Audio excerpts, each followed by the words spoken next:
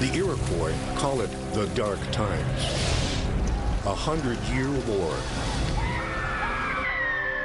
It climaxed in an epic battle between an evil tyrant with supernatural powers and a great warrior who became a prophet of peace. This is the history of America as you've never seen it before.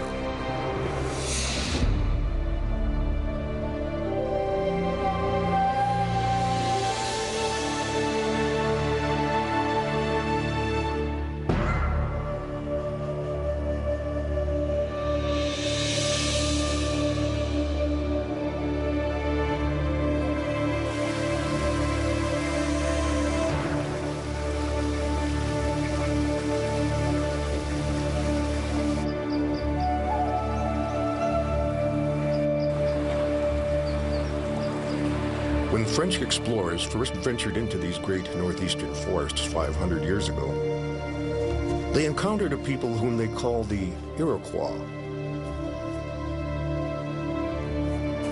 They rule a vast territory in what is now New York State, Ontario, and Quebec. The French were impressed by the physical prowess of these giants of the forest. What they didn't realize was that the Iroquois system of government was extremely sophisticated and far more democratic than their own. But the path to peace and democracy was long and often bloody.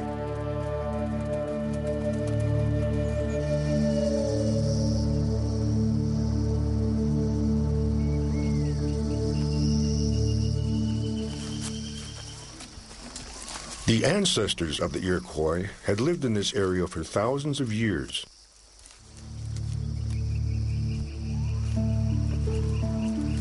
At first, they were hunter-gatherers. When food was plentiful, times were good. When it wasn't, they moved camp.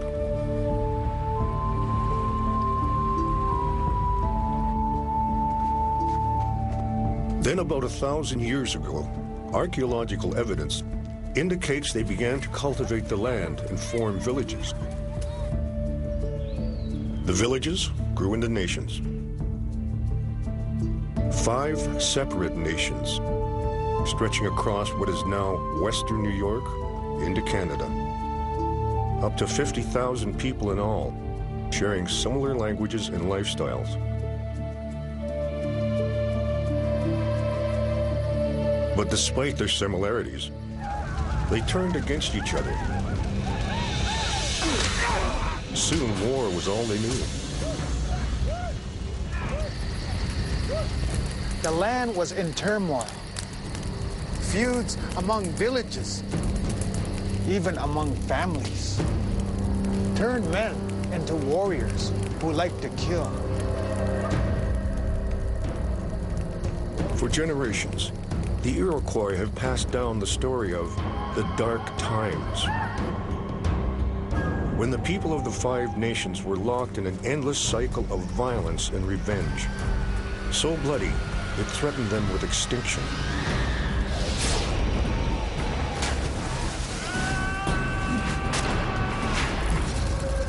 Everywhere there was peril. In cultures with oral traditions, the line between legend and history is often blurred. Yet in recent years, much of this story has been verified by historians and archaeologists.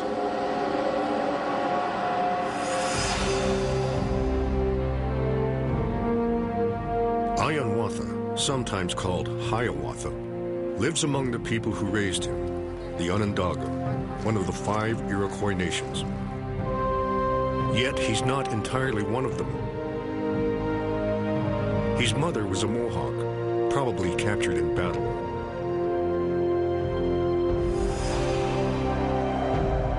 Since boyhood, Hiawatha has had to prove himself. He has become a leader of the Onondaga, a great warrior.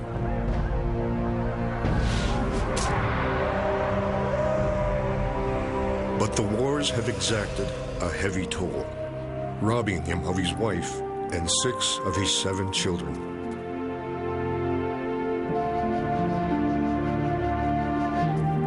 Yet he must fight on. His village has been attacked once again, this time by the Mohawk. His people clamor for revenge.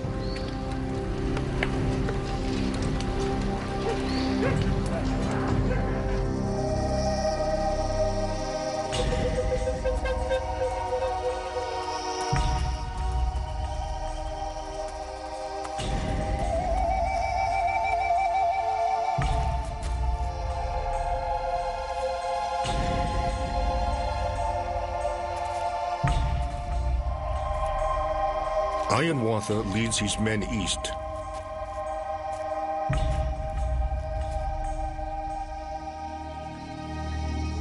They know they're being watched, and not only by Mohawk scouts. The chief of their own nation, the Onondaga, has spies everywhere.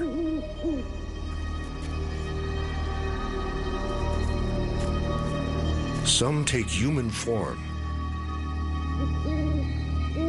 Others are shadowy creatures of the forest, especially the owl, the Iroquois omen of death.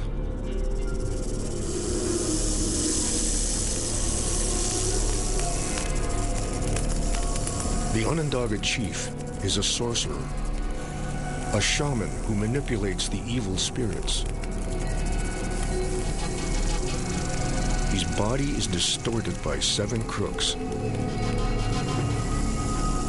His hair rides with snakes.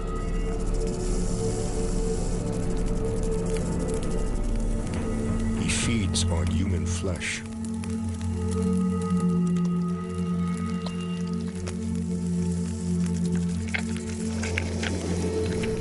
His name is Tadadaho.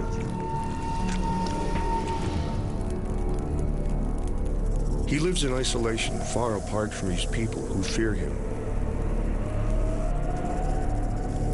Though the Onondaga have other chiefs, Tadadaho holds supreme power. To him, Hiawatha and the warriors are pawns in a game. Tadadaho relishes bloodshed. War feeds his power. As long as the chaos continues, his reign is secure.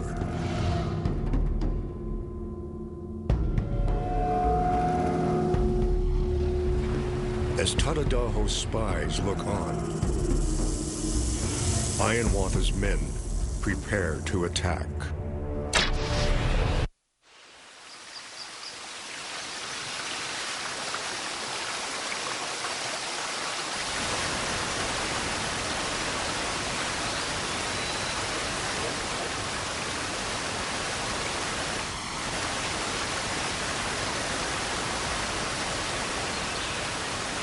The Mohawk often come to this river to fish. It's within their territory, the easternmost of the 5 Iroquois nations.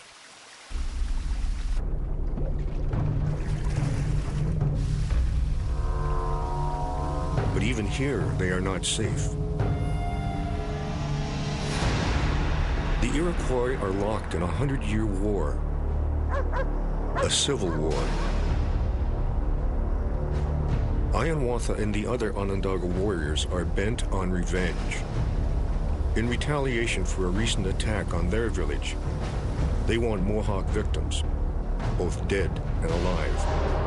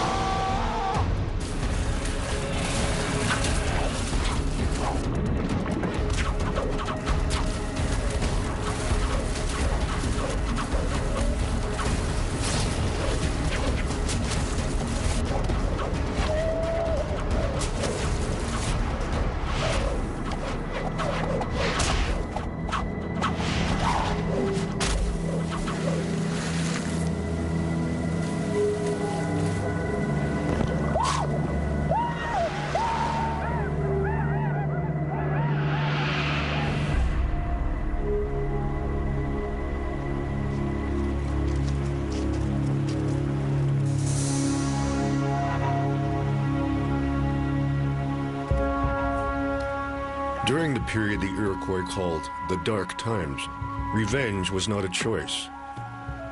It was fundamental to their belief system, the way they honored and mourned their dead.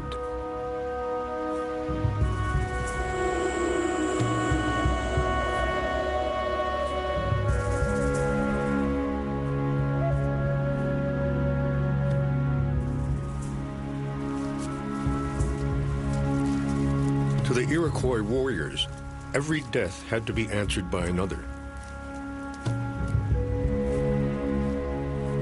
The battles dragged on and on.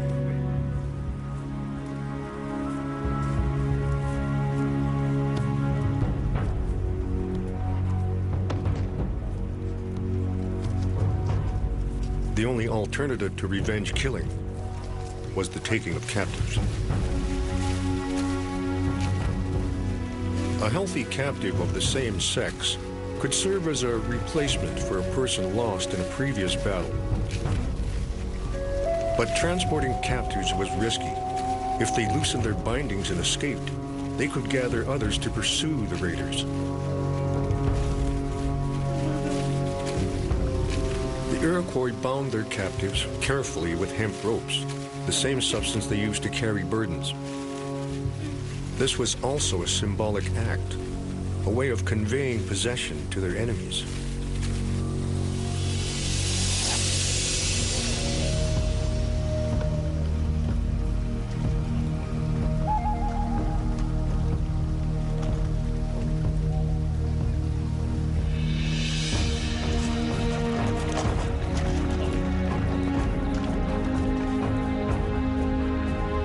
On their way back to their village, the Onondaga warriors follow a path the Iroquois have blazed through the wilderness. It stretched for 240 miles. Today, this route is a highway that runs between Albany and Buffalo. But 1,000 years ago, the warriors ran these miles, forcing their captives to keep up. Along the way, they boasted of the size of their victories in pictographs.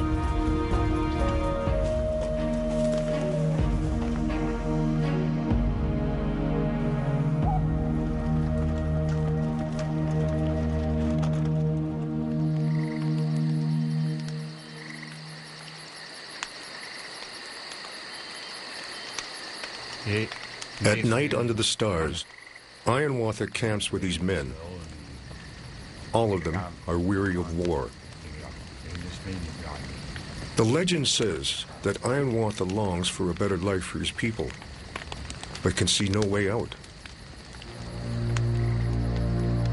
He cannot know that many miles to the west, a child has been born who will show him the way to peace.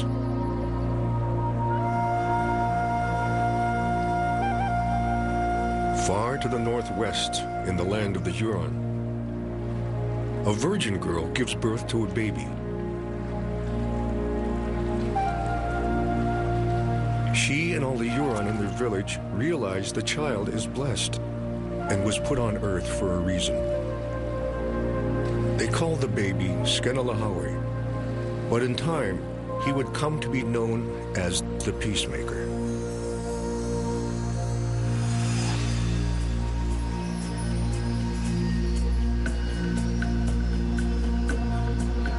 The archaeological record left by the Iroquois attests to the fear in which they lived during the dark times. Towering stockades surrounded their villages. The only way in was through long corridors designed to confuse and slow attackers. Inside the stockade, each clan lived in one or more longhouses. A clan was made up of many families, related through a common female ancestor. In Iroquois society, women enjoyed power and freedoms that would not be experienced in Western cultures for hundreds of years. As time went on, The oldest and most respected woman in each house became known as the clan mother. These female elders presided over village life. They appointed the male council chiefs and could also remove them from office for poor performance or abuses of power.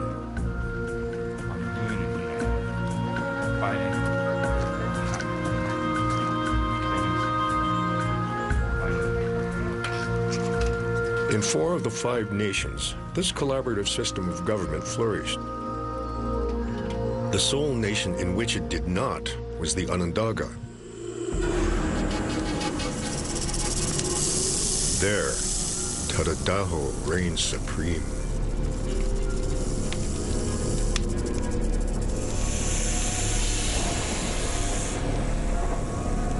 There is only one person he allows close to him, an evil seductress named Chikansase. She shares his zeal for war and his craving for chaos.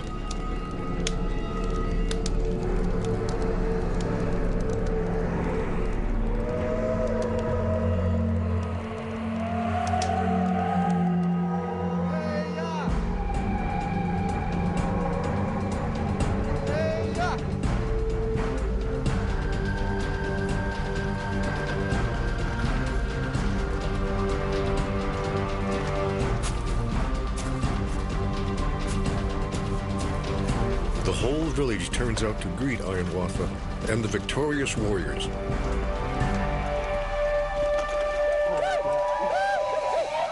They form a gauntlet, a double line for the male prisoners to pass through.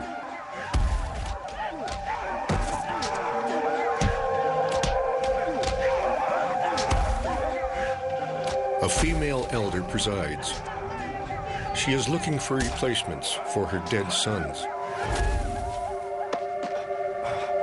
The gauntlet is a test. It reveals which captives are strong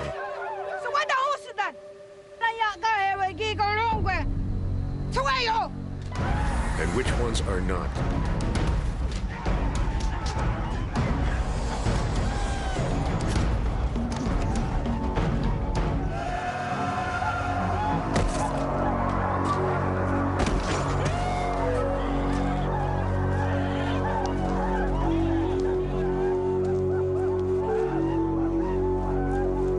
Iroquois has lost his stomach for the violence. His daughter is the only one who still brings him joy.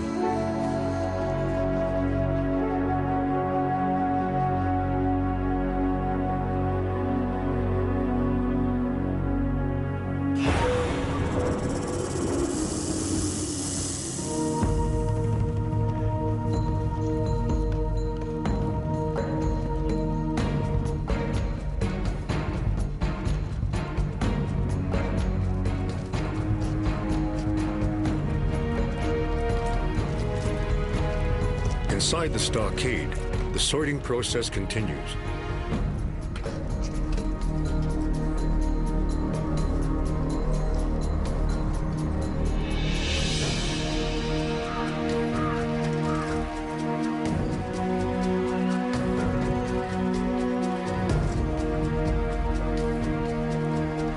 The Mohawk women and children find a ready home.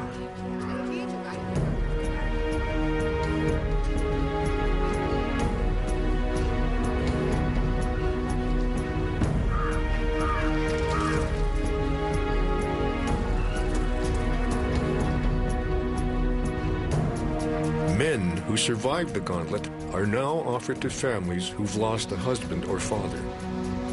If accepted, the replacements will take on the identities of the dead and assume their names and responsibilities in the village.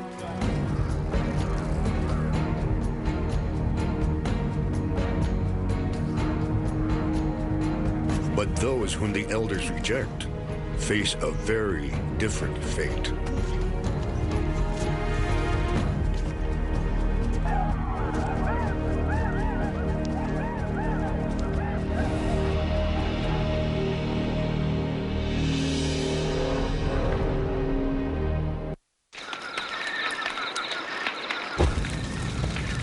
The Iroquois today tell a story of the years before their great confederacy, when they were locked in a bloody civil war and lost all sense of their own kinship.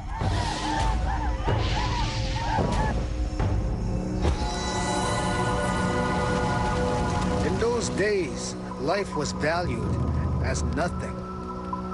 Everywhere there was peril. Here again, the archaeological evidence agrees with oral history.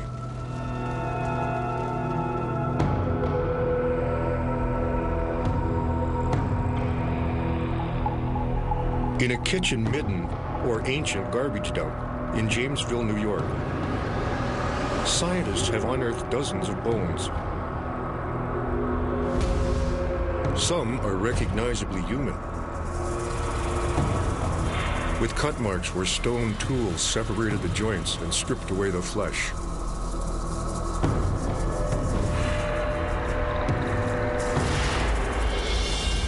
100 miles away, archaeologists found two skeletons with their arms, hands, and feet severed. One is also missing its head. Flint arrowheads are deeply embedded in the bones. The broken points suggest the arrows were shot at close range.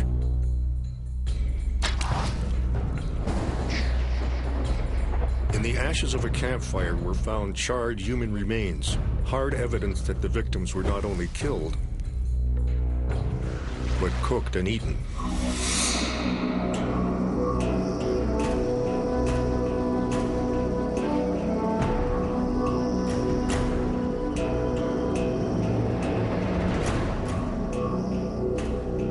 The legend says that Hiawatha is sickened by the ways of these people and his own violent part in it. Yet he fears Tadadaho and continues to obey him. Sensing he is losing Hiawatha's loyalty, the evil tyrant and his supernatural agents monitor his every move.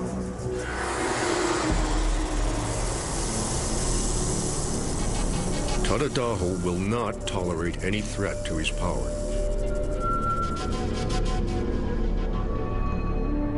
Finally, Hiawatha begins to think the unthinkable.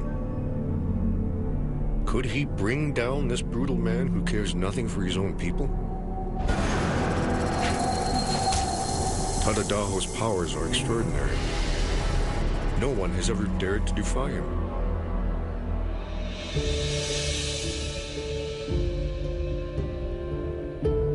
What Hiawatha still doesn't realize is that help is on the way.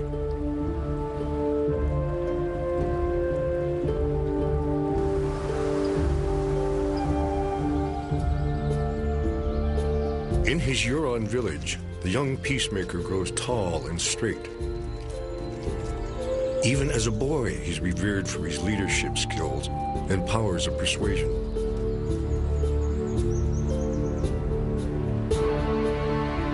As a young man, the peacemaker learns about the terrible war raging across the lake far to the east. He realizes he has a divine mission to intercede.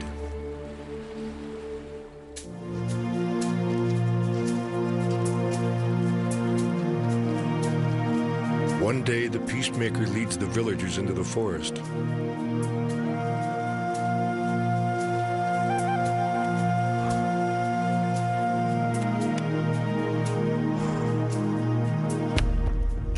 He hacks off the bark of a maple tree and asks his people to taste the sap. If it is sweet, he says, peace will come. But if it turns bitter and runs red like blood, that will mean the peacemaker's luck has run out and the evil one has destroyed him.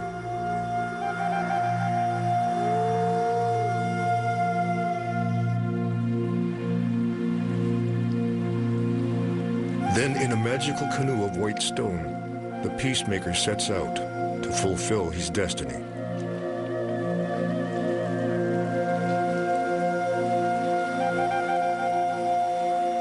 As the peacemaker paddles east, Hiawatha grows stronger in his resolve to remove Tadadaho from power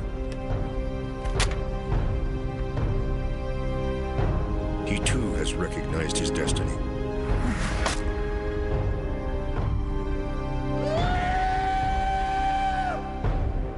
The great warrior will attack the evil chief.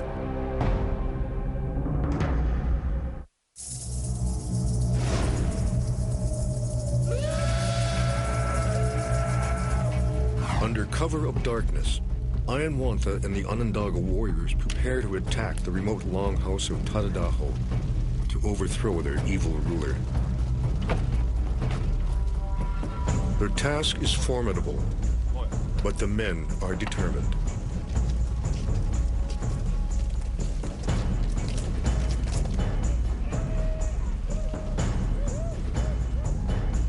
As always when facing battle, they paint their faces to terrify their opponents. Black, the color of war. Blue for strength. Red, the sign a man is ready to kill or be killed.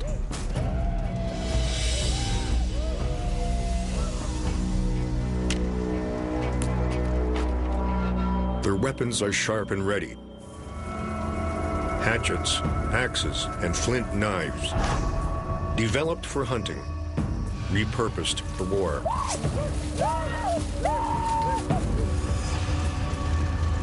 Their bows and arrows are state-of-the-art. Unique spiral fletching makes the arrow spin. This stabilizes flight and increases accuracy.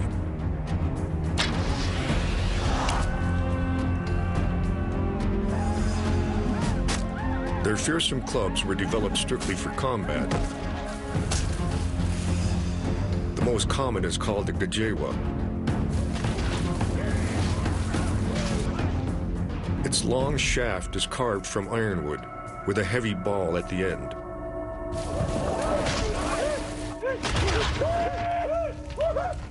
What the warriors don't realize is that these weapons will be useless against the supernatural forces of Tadadaho.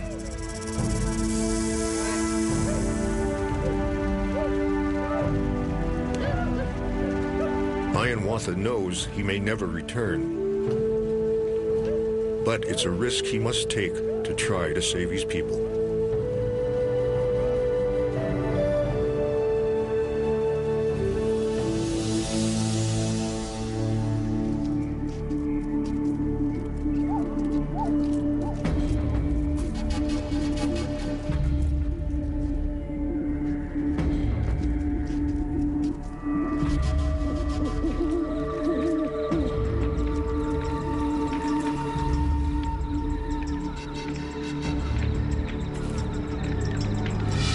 Iroquois' war party inches toward Tadadaho's isolated longhouse.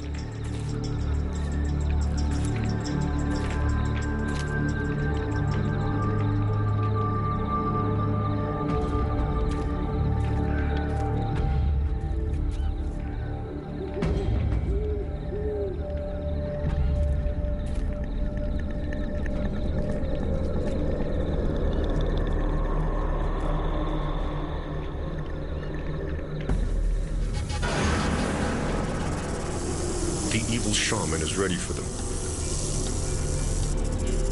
Tadadaho uses all the dark creatures of the forest to fight the forces of good.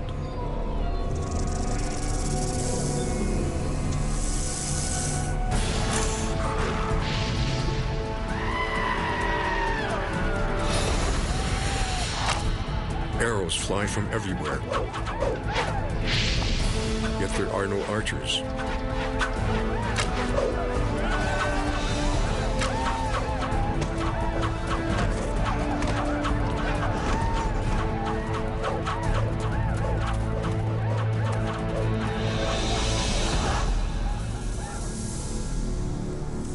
From his longhouse, Tadadaho has been fighting on two fronts. He's worked his evil magic in Iroquois' village as well.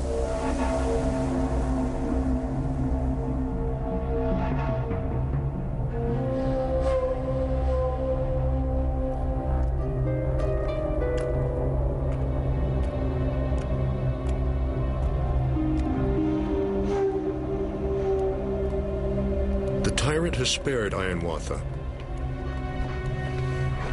only to destroy his soul.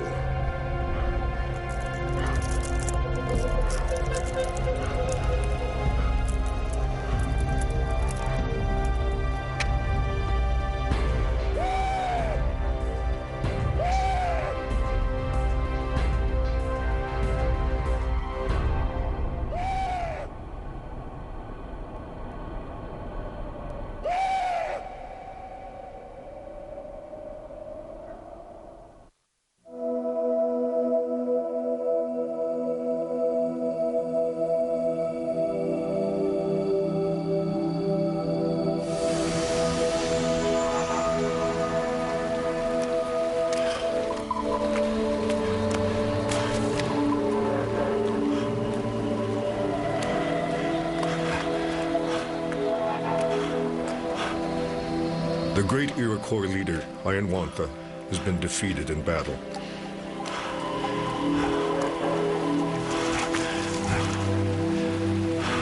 The death of his last surviving daughter at the hands of the evil Tadadaho has broken him.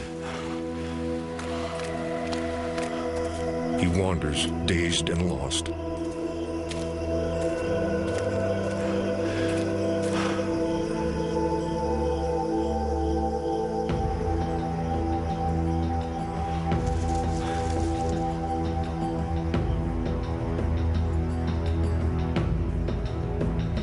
But the peacemaker draws closer every day.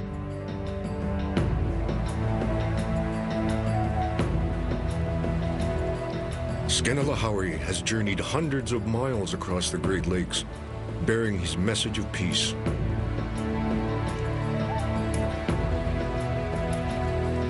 There are many versions of what happens next.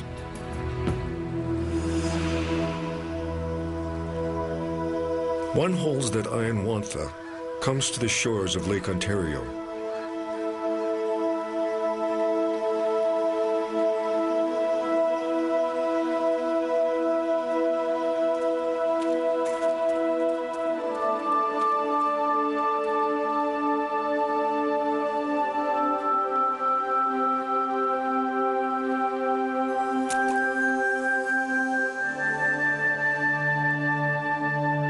He finds shells, which remind him of his daughter's necklace.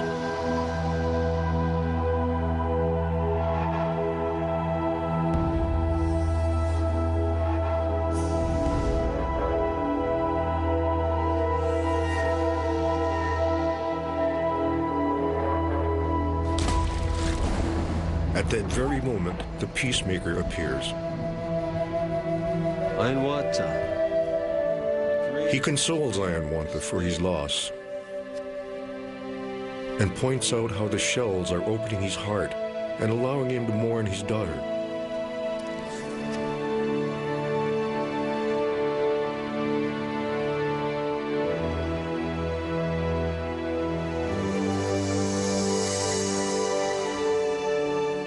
Skenalahawi teaches Hiawatha that shells like these, when strung together, are called wampum. They offer an alternative to the endless quest for vengeance, a better way for the Iroquois to honor their dead. Hiawatha feels the power of the wampum. The rage and hate that fueled his days as a warrior vanish.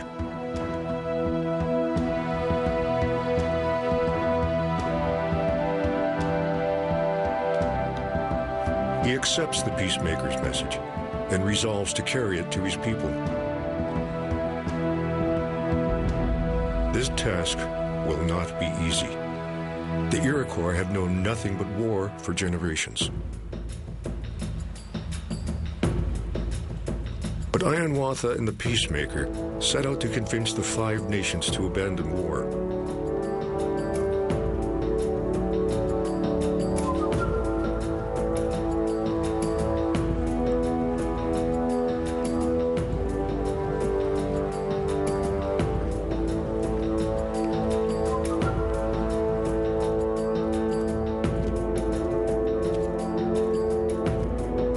Their first stop, is the land of the Mohawk. Not surprisingly, they are met with suspicion. In many versions of this story, Iroquois is cruelly tortured. Jaleo Anatagahaga. Jaleo.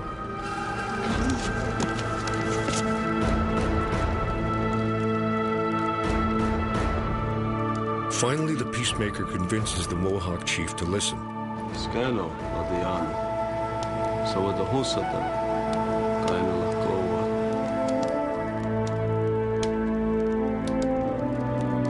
The chief agrees to support their cause, but only if the other nations will take up the challenge too.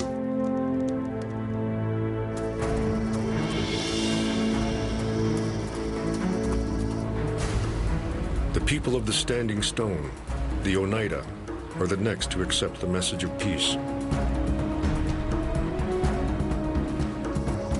They are joined by the people of the Great Swamp, the Cayuga,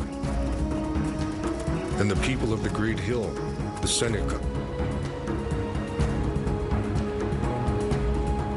Until there is only one nation that remains apart, Iroquois' own people, the Onondaga. The time has come once again for the new disciple of peace to face down his blood enemy, Tadadaho.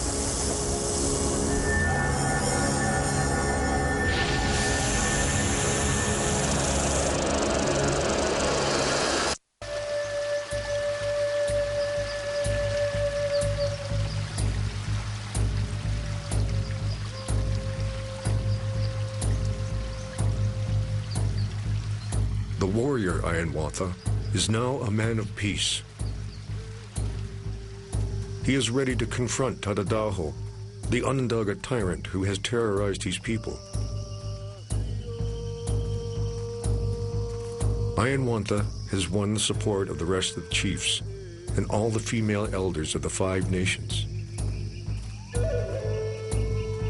Even Tadadaho's evil ally, Jigansase, has repented her ways and joined the procession.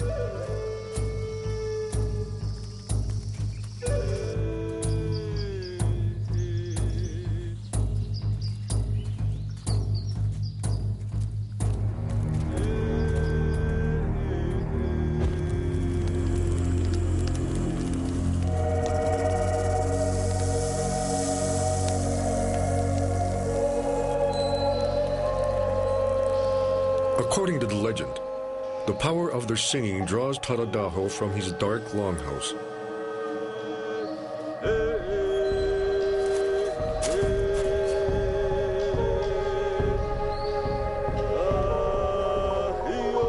At first, the evil tyrant mocks them.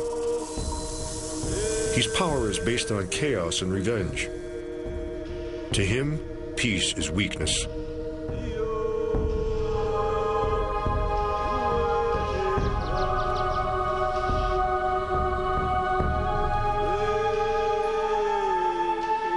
And then something happens that even Tadadaho cannot ignore. Another coincidence of history and legend.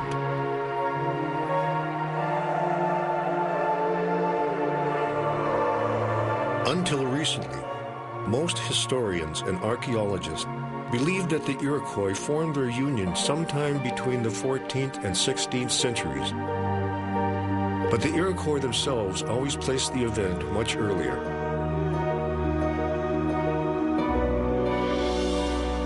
Only one astronomical event agrees with both oral history and scientific evidence. On August 31st, 1142, a great eclipse blocked out the sun for a dramatic 3.5 minutes.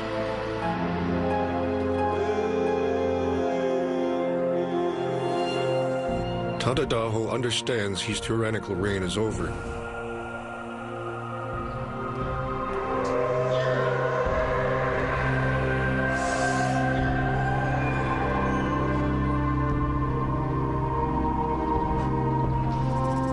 Iroquois and Chigansase comb the snakes from his hair as he relinquishes his powers.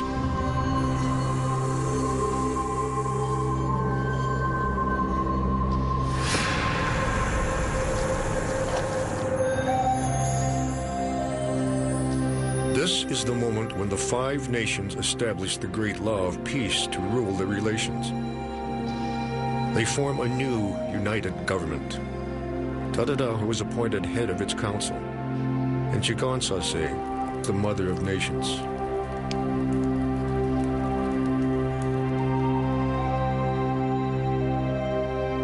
The transformation of the five nations into the Iroquois Confederacy is immortalized in a wampum belt. At its center is a white pine tree, symbolizing the unity of the Iroquois nation. To this day, it is known as Iroquois' Belt.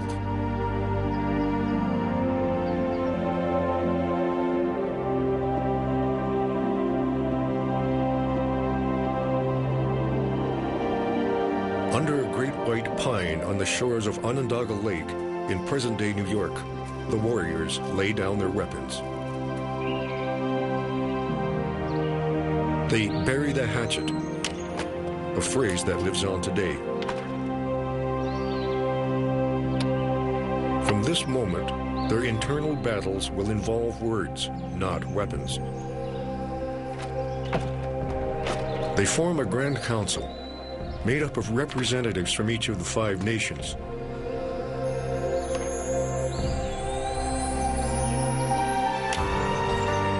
This idea of proportional representation would inspire another set of nation builders 700 years later. The Founding Fathers embraced this idea when writing the Constitution of the United States.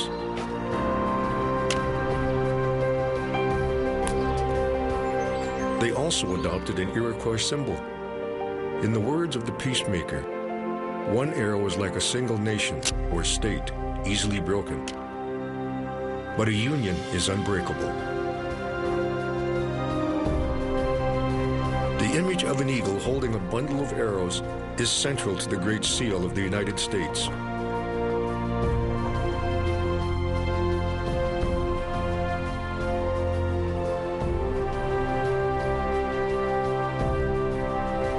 Today, the legend of Iroquois and the peacemaker lives on.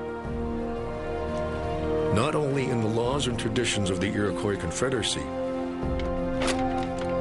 but at the heart of democracies all across the world.